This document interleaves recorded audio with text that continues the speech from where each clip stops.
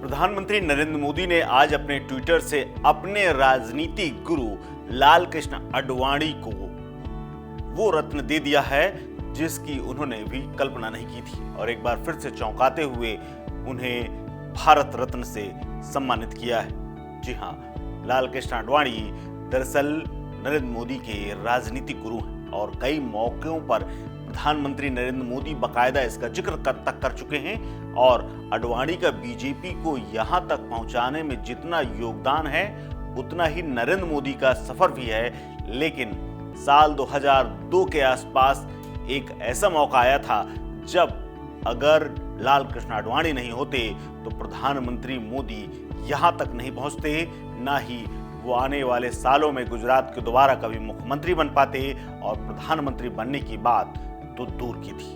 दरअसल ये बात तब की है जब गुजरात दंगों के वक्त मोदी पर आंच आ गई थी। तब लाल कृष्ण आडवाणी ढाल बनकर सामने खड़े हो गए थे और अपने चेले को बचा लिया था। क्या है पूरा मामला, विस्तार से आपको बताऊंगा। दरअसल कहानी तब शुरू होती है जब 1990 के दशक में राम मंदिर आंदोलन शुरू होता है। राम मंदिर आंदोलन अपने चरम पर था और आडवाणी इसके अगुवा बने हुए थे। तब उनके राजनीतिक तौर पर चेला कहें या सहयोगी कहें या संचालक नरेंद्र मोदी उनके कदम कदम पर साथ थे। आडवाणी की रथ यात्रा की पूरी कमान ही नरेंद्र मोदी के हाथ में थी। उस दौर की तमाम तस्वीरों में नरेंद्र मोदी नजर आ जाते हैं, आडवाणी के साथ वो दिखाई देते हैं और या यूं कहें साए के तरह चलते हैं। साल 2002 में जब गुजरात में दंगे हुए तब नरेंद्र मोदी राज्य के मुख्यमंत्री हुआ करते थे। केंद्र में भी बीजेपी की सरकार हुआ करती थी और अटल बिहारी वाजपेयी प्रधानमंत्री थे। दंगे हुए, देश में हड़कंप मच गया, पूरे देश में मुख्यमंत्री को हटाने की मांग उठी। प्रधानमंत्री वाजपेयी गुजरात गए, प्रभावित इलाकों का दौरा किया, वहां नरेंद्र मोदी के साथ में बैठकर बाकायदा प्रेस कॉन्फ्रेंस की। इस प्रेस कॉन्फ्रेंस में नरेंद्र मोदी बगल में बैठे हुए थे और तभी प्रधानमंत्री अटल बिहारी वाजपेयी ने कहा कि राज्य सरकार को राजधर्म का पालन करना चाहिए, जिस पर तत्काल पलटते हुए नरेंद्र मोदी ने कहा कि हम राजधर्म ही संभाल रहे हैं और राजधर्म का ही पालन कर रहे हैं। हालांकि वाजपेयी चाहते थे कि नरेंद्र मोदी इस्तीफा दें, तब लाल कृष्ण आडवाणी इसके खिलाफ खड़े हुए थे। लाल कृष्ण आडवाणी लगातार अटल जी को समझाते रहे।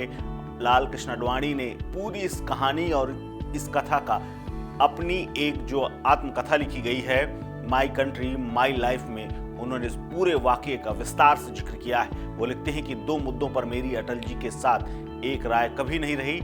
पहला था अयोध्या का मामला, जिस पर आखिर में वाजपेयी को पार्टी की राय माननी पड़ी, और दूसरा था गुजरात दंगों पर नरेंद्र मोदी के इस्तीफे की।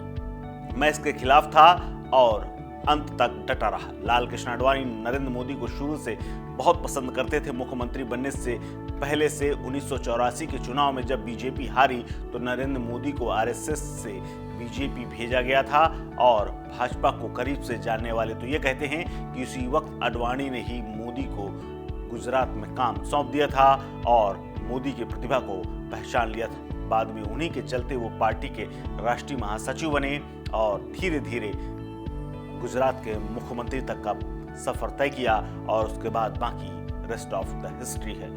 लाल कृष्ण आडवाणी ने करीब 50 साल से ज्यादा सक्रिय राजनीति की, लेकिन उनके दामन पर कभी एक दाग नहीं लगा। साल 1996 में एक ऐसा मौका आया जब विपक्ष ने हवाला कांड में उनका नाम घसीटा और उनसे इस्तीफा मांगा गया। तब उन्होंने हंसते हंसते इस्तीफा दे दिया और ये भी कहा कि जब तक इस आरोप से वो पाक साफ नहीं निकलते तब तक ना तो कोई चुनाव लड़ेंगे और ना ही राजनीति में एक्टिव रहेंगे। 1996 के चुनाव के बाद आडवाणी इस मामले में बरी हो गए और उसके बाद फिर से सक्रिय राजनीति में आए, यानी सुचिता की राजनीति के बारे में आडवाणी को जाना जाता है। आडवाणी को अपने सिद्धांतों में अड़े रहने वाले नेता के तौर पर भी जाना जाता है। एक वक्त आया साल 2005 में जब उन्होंने जिन्ना को सेकुलर नेता बता दिया था, जिस पर खूब आलोचना हुई थी।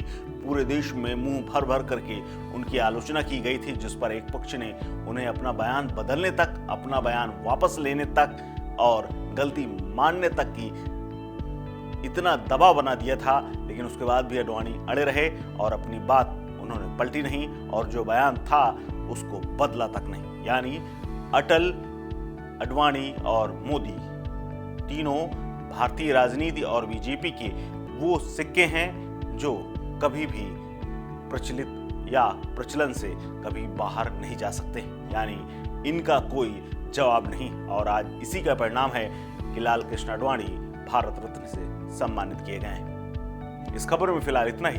अपडेट्स के लिए बने रहिए वन इंडिया हिंदी के साथ। नमस्कार।